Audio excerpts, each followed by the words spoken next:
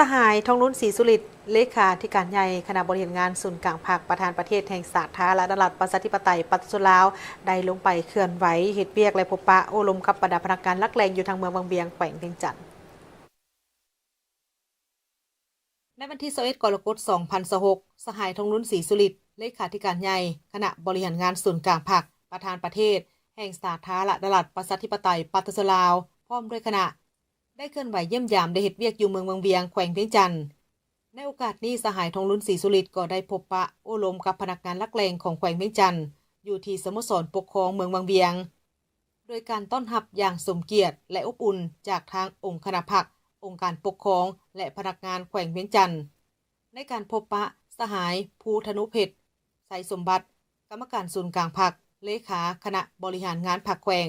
ประธานสภาประชาชนแขวงเวียงจันทน์ก็ได้ต่างหน้าให้แก่ทางองค์คณะพรรคแขวงได้รายงานถึงผลของการนำพาซี่นำเวียกงานรอบด้านในระยะ6เดือนต้นปี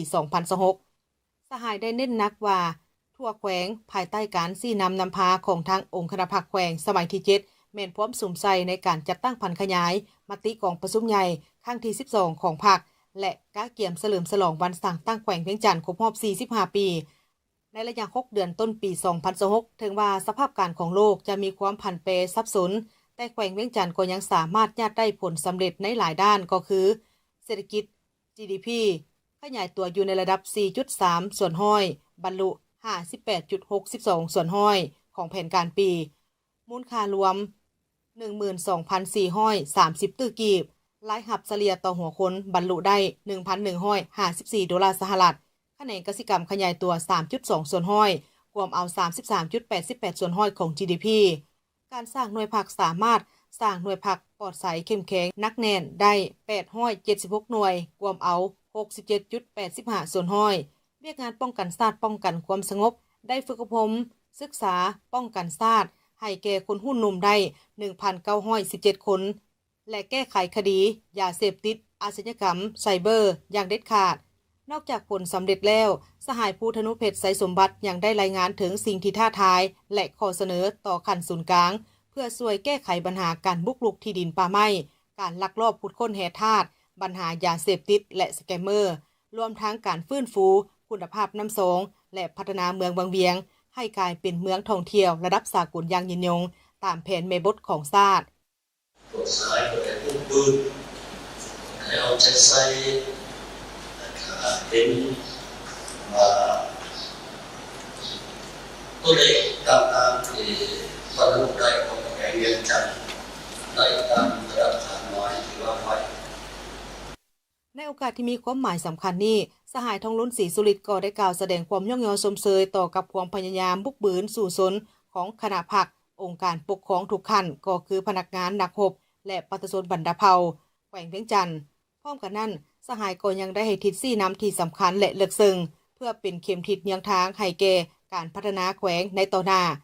เน้นหนักให้แขวงหันเอาเป้าหมายของโครงการการเมืองฉบับที่3ให้กลายเป็นของแขวงโดยเฉพาะแม่นวิสัยทัศน์ฮอดปี2055การปรับปรุงกงจักรและแบบแผนวิธีเฮ็ดเวียกสหายยังได้ซี่นำให้มีการแยกพละบทบาทระหว่างเลขาพรรคกับประธานปกครองให้จ่าแจ้งเพื่อยกสูงประสิทธิภาพในการบริหารรัฐพร้อมทั้งเน้นหนักการสร้างตาแสงขึ้นใหม่ซึ่งแขวงเวียงจันทน์สร้างสำเร็จแล้ว35ตาแสงเพื่อลงใกล้ชิดติดแทดกับประชาชนและแก้ไขปัญหาตัวจริงอยู่หากฐานทุกๆการพัฒนาต้องถือเอาประชาชนเป็นกกและเอาชนบทเป็นเป้าหมายพร้อมนั้นต้องได้ขุดค้นทางแหงที่บ่มซ่อนโดยเฉพาะกแม่นทางด่วนและทางรถไฟเพื่อสุกยู่การพัฒนาเป็นสินค้าพร้อมทั้งให้ความสำคัญต่อกับการศึกษาการแก้ไขปัญหาการป้าละการเรียนและการปรับปรุงคุณภาพการบริการสาธารณสุขต่อกับการคุ้มครองการท่องเที่ยวแบบยืนยงและปกปักรักษาสิ่งแวดล้อมสหายได้แสดงความเป็นห่วงเป็นใยต่อกับปัญหาสิ่งแวดล้อมอยู่เมืองบางเวียงโดยเฉพาะแม่นผลกระทบจากการขุดค้นแร่ธาตุที่เฮ็ดให้น้ำสองคุณและเปื้อนสหายยังได้สร้างให้ทางภาคส่วนที่เกี่ยวข้องลงไปกวดกาและแก้ไขอย่างเด็ดขาดเพื่อรักษาภาพพจน์การท่องเที่ยวสีเขียวของเมืองบางเวียงให้ยืนยงตลอดไปการเคลื่อนไหวเยี่ยมยามและพบปะโอ้ลมในครั้งนี้บ่เพียงแต่เป็นการให้กำลังใจแก่พนักงานและประชาชนของแขวงเวียงจันทน์เท่านั้นแต่ยังเป็นการยั่งยืนถึงความเอาใจใส่อย่างใกล้ชิดของทางศูนย์กลางภาคและรัฐบาลที่มีต่อกับการพัฒนาท้องถิ่น เพื่อมุ่งไปสู่การสร้างสาประเทศชาติให้หังมีเข้มแข็งประชาชนมีความผาสุกอย่างแท้จริง